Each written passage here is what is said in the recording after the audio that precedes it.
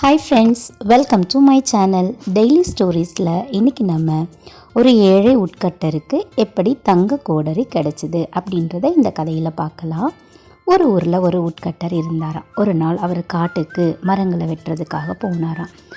அப்போ போனப்போ எதிர்பாராத விதமாக அவரோட கோடரி தண்ணிக்குள்ளே விழுந்துருச்சான். ஸோ விழுந்ததும் என்ன பண்ணுறதுன்னு தெரியாமல் அவர் ரொம்ப சோகமாக அந்த குளத்தையே பார்த்துட்டு இருந்தாராம். அப்போது அங்கே ஒரு ஏஞ்சல் வந்தாங்களாம். அவங்க ஏன் நீங்கள் இப்படி சோகமாக இருக்கீங்க அப்படின்னு கேட்டதும், என்னோடய கோடரி இதுக்குள்ளே விழுந்துருச்சு அப்படின்னு சொன்னாராம். அப்படியா, சரி வருத்தப்பட வேண்டாம், நான் அந்த கோடரியை எடுத்து தரேன் உங்களுக்கு அப்படின்னு சொல்லிட்டு இந்த ஏஞ்சல் ஃபஸ்ட்டு ஒரு தங்க கோடரியை எடுத்தாங்களாம்.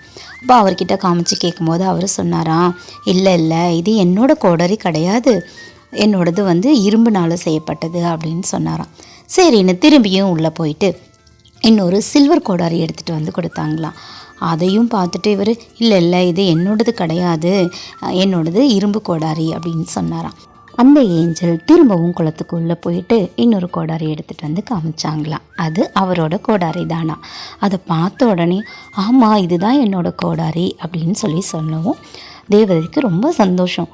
இவ்வளவு நேர்மையாக இருக்கீங்களே, இந்த கோடாரியை விட தங்க கோடாரியும் சில்வர் கோடாரியும் ரொம்ப காஸ்ட்லியானது, ஆனால் நீங்கள் அது வேணான்னு உங்களோட இந்த பழைய கோடாரியே கேட்டிங்களே அப்படின்னு சொல்லி ரொம்ப சந்தோஷப்பட்டு அவங்களோட நேர்மைக்காக அவங்களுக்கு அந்த 3 கோடாரியுமே பரிசாக கொடுத்தாங்களா அந்த தேவதை.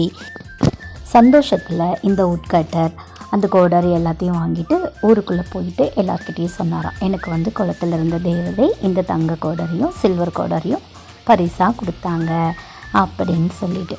இதை அரைகுறையாக கேட்ட இன்னொரு உட்கட்டர் என்ன பண்ணாராம், அவரும் அதே மாதிரி காட்டுக்குள்ளே போயிட்டு மரம் வெட்ட போனாராம். அப்போ அவரோட கோடாரியை அவரே குளத்துக்குள்ளே போட்டுட்டு அவரும் அழுதுட்டு இருந்தாராம். அப்போ இந்த தேவதை வந்தாங்களாம்.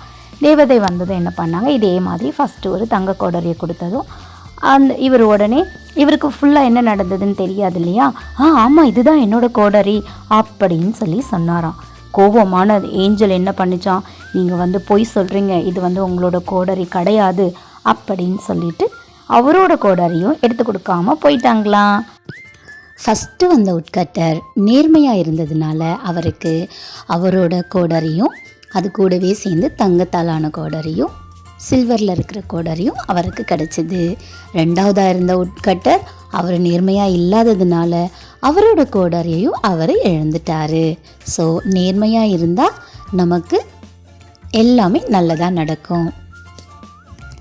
இந்த கதையில் வர ஃபஸ்ட் உட்கட்டர் மாதிரி நம்மளும் நேர்மையாக இருப்போம், ஹாப்பியாக இருப்போம். பாய், இன்னொரு கதையில் பார்க்கலாம்.